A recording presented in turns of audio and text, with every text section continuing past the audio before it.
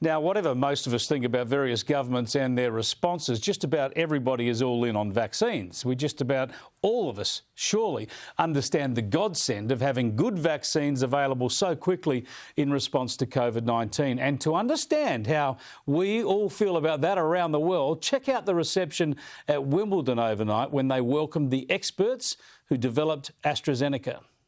We would like to thank all those who have contributed so much during this unprecedented period in all our lives. Today, they include leaders who have developed the anti-COVID vaccines,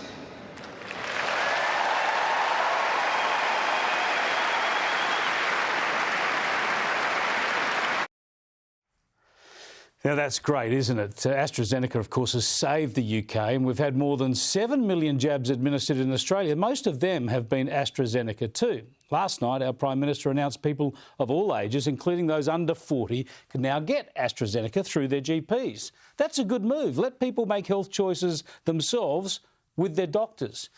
But I was contacted by a bloke here in Adelaide today. He's under 40, went to his doctor today, paid for his consultation, and then was told there's no vaccine and they didn't know where or how they could get it. So that's pretty ordinary. Goes to this problem with the vaccine rollout. But as I mentioned earlier, we already have the vulnerable vaccinated in this country, certainly with their first shots. So we're in a pretty good place. No one wants to tell you about that.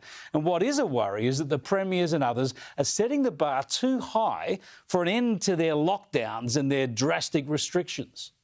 Till at least 80% of our adult population is vaccinated, we can't have a conversation about what COVID normal looks like. And that's why I'm so keen to do everything we can to advocate on behalf of our citizens to ensure not only that we get the supply of doses, but also that there are sufficient points for people to go and get the vaccine. 80%? Give us a break.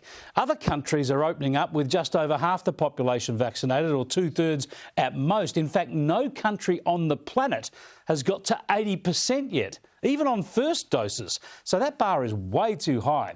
Look, there's just no way the country should be locked down and blocked off the way it is right now. You've heard all the detail on that. But of course, some social distancing and precautions are understandable throughout our winter.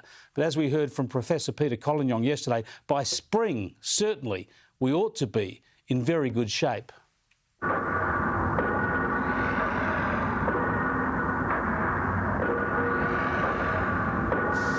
At first, only gays and IV drug users were being killed by AIDS. But now we know. Some commentators say we need more advertising, perhaps a scare campaign like the Grim Reaper of HIV/AIDS fame to frighten people into getting the jab. But that ad struck the fear of God into people unwisely in the view of many. And we've got the opposite problem now. We've got too much fear. Hence the overreactions, and we've had supply issues, of course, with some of the vaccines, especially Pfizer. Our main problem is we've got too many people thinking we can continue this elimination strategy so they can stay home without a vaccine and leave governments to shut the virus out. That can't work. If we scrap this unofficial elimination program, accept the presence of the virus, as we eventually are going to have to do, then we'll have people scrambling for a jab. With additional supplies, we can have more than half the country vaccinated within a couple of months. But it'll take longer if governments continue with their zero COVID obsessions.